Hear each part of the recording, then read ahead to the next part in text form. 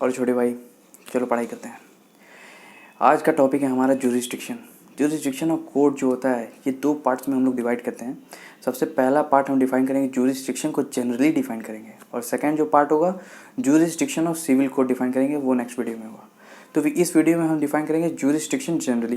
Jurisdiction का मतलब होता है टू स्पीक बाय लॉ या फिर टू स्पीक थ्रू लॉ।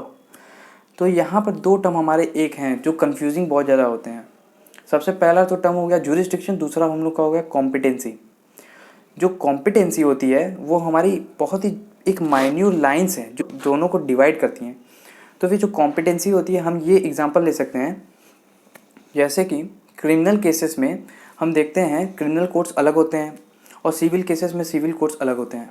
तो फिर अगर हमारा सिविल केस अगर हो जाता है तो फिर हम ले जा करके उसे किसी क्रिमिनल कोर्ट में जा करके प्रोसीडिंग नहीं स्टार्ट करेंगे, हम इंस्टीट्यूट नहीं कराएंगे क्रिमिनल कोर्ट में, सिर्फ और सिर्फ सिविल केसेस में जा करके हम इंस्टीट्यूट कराएंगे।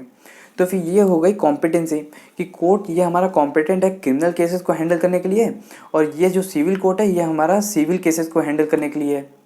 तो फिर ये कॉम्पिटेंसी हो गई। और कॉम्पिटेंसी के ऊपर एक स्टेप आता है, जब कॉम्पिटेंसी हो जाती है तब हम देखते हैं कि ज्यूरिसडिक्शन आती है कि नहीं। ज्यूरिसडिक्शन जो हमारा है 3 पार्ट्स में डिवाइड है, टेरिटोरियल ज्यूरिसडिक्शन, पेकुनियरी ज्यूरिसडिक्शन और एक सब्जेक्ट मैटर का ज्यूरिसडिक्शन। ठीक है, तो फिर ज्यूरिसडिक्शन आखिर कब कहेंगे कि किसी कोर्ट के पास ज्यूरिसडिक्शन है उस केस को हैंडल करने के लिए। तो फिर ये हमारा एक बहुत ही इंपॉर्टेंट केस में बताया गया था। केस का नाम है trustee versus Sachindra Nath AIR 1969। इस केस में बोला गया था कि किसी कोर्ट को बोलेंगे तब उसके पास ज्यूरिसडिक्शन है जब उसके पास पावर होगी, जब उसके पास अथॉरिटी होगी कि वो किसी केस को सुनने के बाद उसे डिसाइड करे, और फिर डिसाइड ही ना करे बल्कि उसके पास इतनी पावर और अथॉरिटी हो कि वो किसी ऑर्डर को ग्रांट कर सके। तब जब 3 चीज़ें मिलेंगी तब जाकर के हम बोलेंगे कि किसी कोर्ट के पास ज्यूरिसडिक्शन है किसी केस को हैंडल करने के लिए। अब बात ये आ जाती है कि क्या किसी कोर्ट का ज्यूरिसडिक्शन जो होता है हम इंक्रीज़ या डिक्रीज़ कर सकते हैं। तो फिर मेन बात ये है कि एक केस था जिसका नाम है AR आंतुले वर्सेस RS नायक। ये केस था 1988 में। तो फिर इस केस में जस्टिस मुखर्जी जो थे, ये हमारे बोलते हैं कि सुप्रीम कोर्ट के पास पावर नहीं है कि वो बॉम्बे हाई कोर्ट के जो ज्यूरिसडिक्शन है इंक्रीज़ कर सके ताकि किसी पर्टिकुलर केस के लिए जिसके पास उसके पास ज्यूरिसडिक्शन नहीं है वो अब ज्यूरिसडिक्शन आ जाए। डैट इज सुप्रीम कोर्ट अब किसी कोर्ट को ज्यूरिसडिक्शन दे नहीं सकता है, सिर्फ और सिर्फ इंटरप्रेट कर सकता है, दे नहीं सकता। देने का काम जो होगा वो पार्लियामेंट के पास ही वेस्टेड होगा।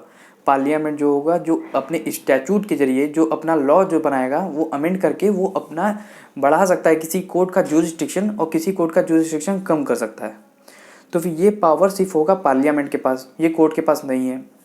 अब हम बात करते हैं क्या कोई डिक्री जो होती है बिना किसी ज्यूरिसडिक्शन के पास की जा सकती है। मतलब किसी कोर्ट के पास अगर ज्यूरिसडिक्शन नहीं हो और उसने अगर डिक्री पास कर दिया हो तो उसका रिजल्ट क्या होगा। कोर्ट जिसके पास ज्यूरिसडिक्शन नहीं होता है वो पास कर देता है तो फिर उसका जो इफेक्ट होगा वो नल एंड वॉइड होगा।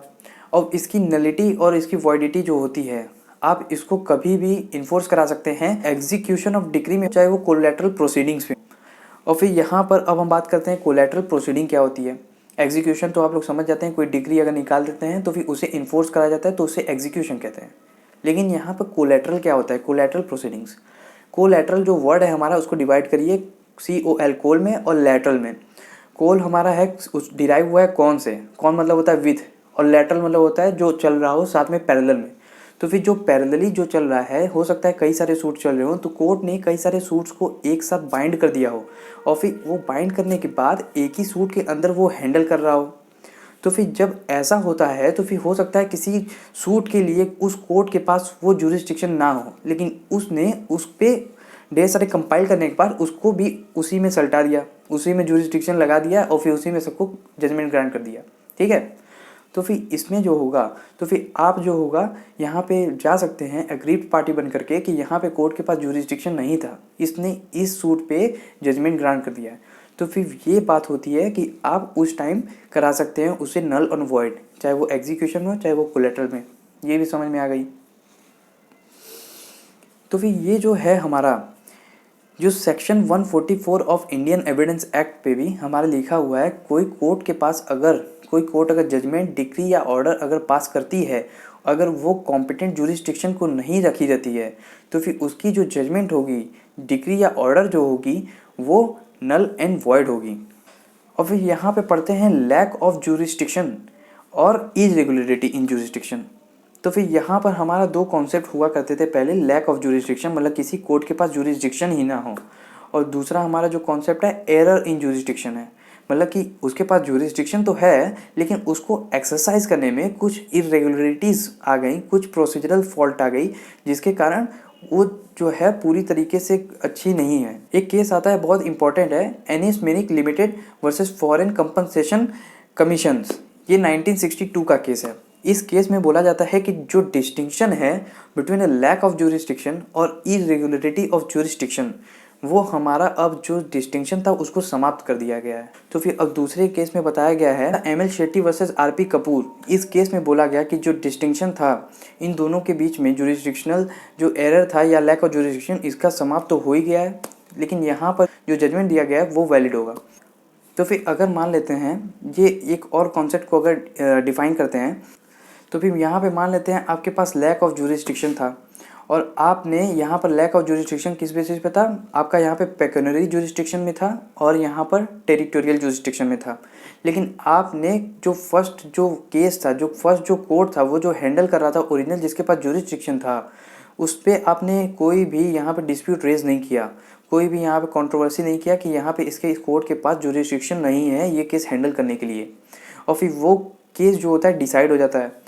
अब आप अपील में जा करके अब आप ये नहीं बोल सकते कि कोर्ट के पास जुरिस्डिक्शन नहीं था हैंडल करने के लिए, क्योंकि यहाँ पर ये हम लोग का सेक्शन 22 ऑफ सीपीसी के जरिए ये हम लोग का ऑब्जेक्शन जो होगा वो बैड हो जाएगा। ये आपके पास जो था ये पावर वो उसी समय इस्तेमाल कर लेना चाहिए था, लेकिन आपने इस्तेमाल करने में देर कर दिया, तो फिर ये माना जाएगा कि वेवर आपने कर दिया है। अब इस जजमेंट से, इस डिक्री से बाध्य हो जाएंगे। तो अब दूसरे टॉपिक पे हम आएंगे नेक्स्ट वीडियो में, उसमें मैं डिफाइन करूँगा कि जुरिस्डिक्शन ऑफ सिविल कोर्ट क्या होती है।